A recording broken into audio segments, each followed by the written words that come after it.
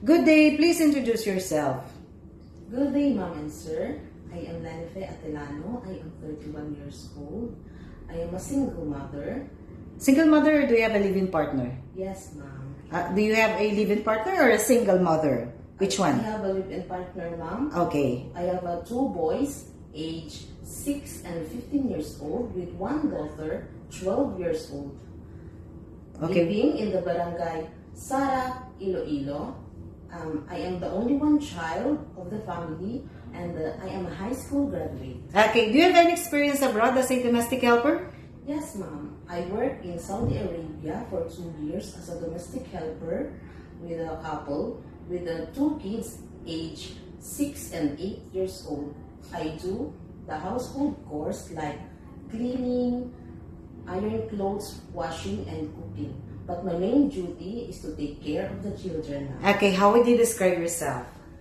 I am a honest, responsible person and hardworking. Okay, do you have any tattoo in your body? Yes, Ma'am. I have the tattoo on my body with a small with the left side of my arm. Okay, do you have any surgical operation before? Yes, Ma'am. I am CS. That was 7 years ago. Okay, why do you want to work again in abroad? I want to work in abroad to be able to send my children to the school, and I wanted to build a house for my family. Okay. If you get tired, who will take care of your children again? My parents, Ma'am. Okay, what time do you usually sleep and wake up when you are working there? I sleep around 10 p.m. After my work is done, and I woke up 5 a.m. in the morning. Okay, are you the one who do the cooking and marketing? Yes, Ma'am. In Hong Kong kids, the kids there are super active and sometimes they tend to be out of control. How would you control your temper? I will be more patient and understanding to them, Ma'am. Okay, if you're homesick, what would you do?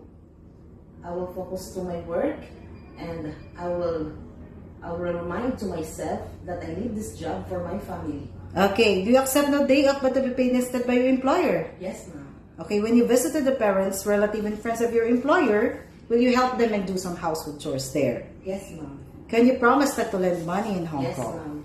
Are you scared of dogs and cats? No, Ma'am. Are you willing to share room with the kids? Yes, Ma'am. What will you do if the baby is sick? I will check the temperature of the baby, and if the baby is sick, I will call the employer. Okay, do you smoke and drink alcohol?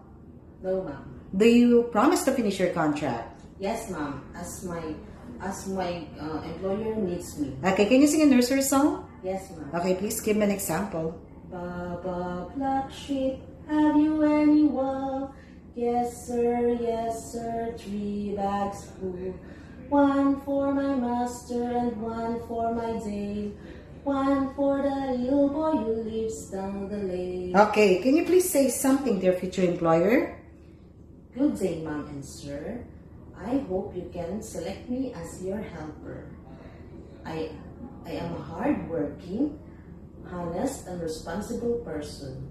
I promise to serve your family with all my best. Thank you, Ma'am and Sir.